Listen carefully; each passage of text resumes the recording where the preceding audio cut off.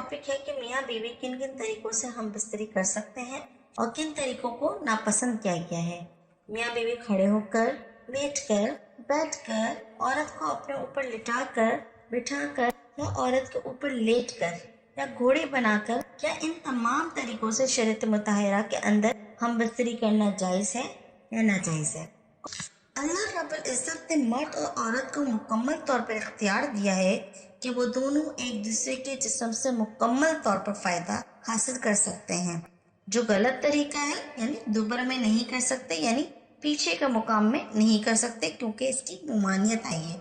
मुमानियत क्या आई है कि अल्लाह रब्बुल इज़्ज़त ने कौम लूत पर इसीलिए अज़ाब भेजा था क्योंकि वो दुबर में दखूल करते थे, यानी पीछे के मकाम से हम बिस्तरी किया करते थे, औरतों के साथ और लड़कों के साथ किया करते थे। बहरहाल शरीयत में दुबर वाले हिस्से से हम बिस्तरी करना जायज़ नहीं, इसकी मुमानियत है। अगर मर्द अपनी बीवी को यानी घोड़ी बना लेता है जैसा कि होता है और वो इस तरीके से पीछे से आगे की तरफ करता है तो जायज़ है। यानी कि आप आसान से अल्फाज में ये बात समझ लीजिए कि महल अगला हिस्सा है, दरवाजा अगला है, रास्ता कोई भी हो, महल आपका वही है, यानी अगली पेशाब वाली जगह जहाँ से बच्चा पैदा होता है, महल वही है। अब आप चाहे उसको लिटा लिटा कर करें या सीधा लिटा कर करें, इसमें कोई कबाहत नहीं, यानी आपको मकाम अपना नहीं तब्दील करना। अगर आप औरत को उल्टा यानी घोड़े की तरह बना लेते हैं तो महल वही है। इसमें आप पीछे से आगे तो कर सकते हैं मगर पीछे वाले हिस्से यानी दुबर वाले हिस्से में नहीं कर सकते। यानी शरीयत मुताहरा की बात तो आपको समझ में आ गई कि आप पीछे से आगे की तरफ तो कर सकते हैं, इसमें कोई मुमानियत नहीं, यानी पीछे करने दुबर वाले हिस्से करने की मुमानियत है। अब मैं आपको दो ऐसे तरीके बयान करूंगी जिसको कुरान और हदीस में बयान किया गया है और आज की साइंस भी इस बात का इकरार करती है और डॉक्टर हजरात भी ये कहते हैं कि इन दोनों तरीकों से अगर हम बिस्तरी की जाए तो औरत को खूब लज्जत हासिल होगी और मर्द भी खूब तस्कीन हासिल करेगा।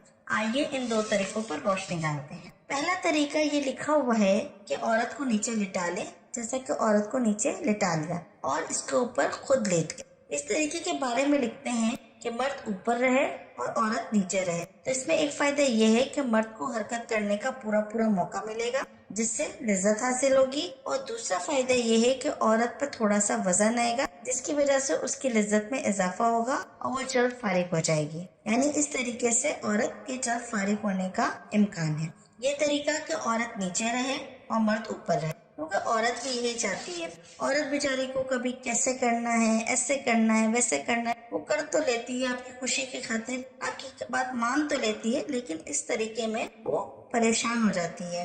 लज्जत की वजह से उसको थोड़ी तकलीफ भी होगी जब वो नीचे रहेगी, और इस तरीके से हमल ठहरने का भी पूरा मौका मिलता है और मर्द और औरत एक दूसरे से मुकम्मल तौर पर फायदा, लज्जत और तस्कीन हासिल कर सकते हैं।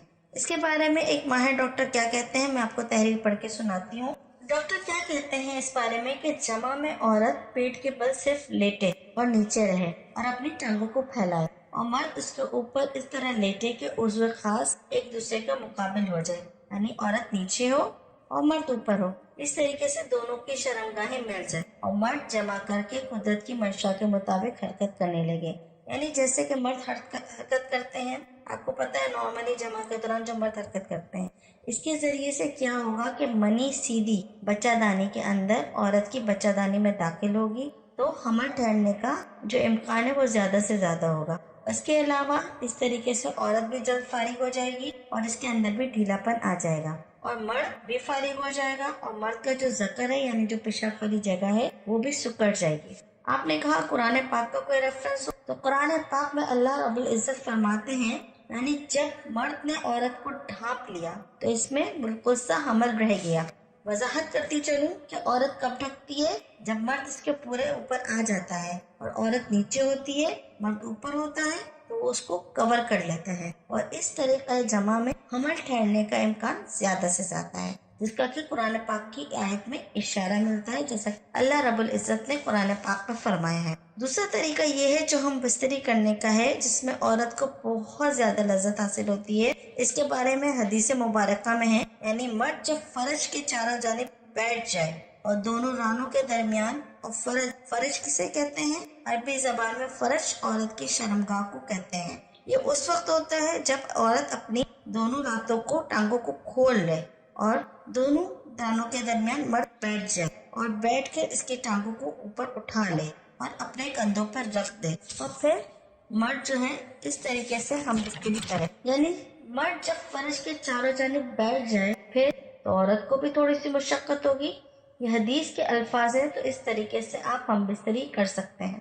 یہ دو طریقے ہیں جس کو شریعت نے پسند کیا. اس سے مرد اور عورت دونوں کو لذت و سکون حاصل ہوتا ہے اور اولاد ہونے کے حمل ٹھہرنے کے زیادہ سے زیادہ امکانات بھی ہوتے ہیں.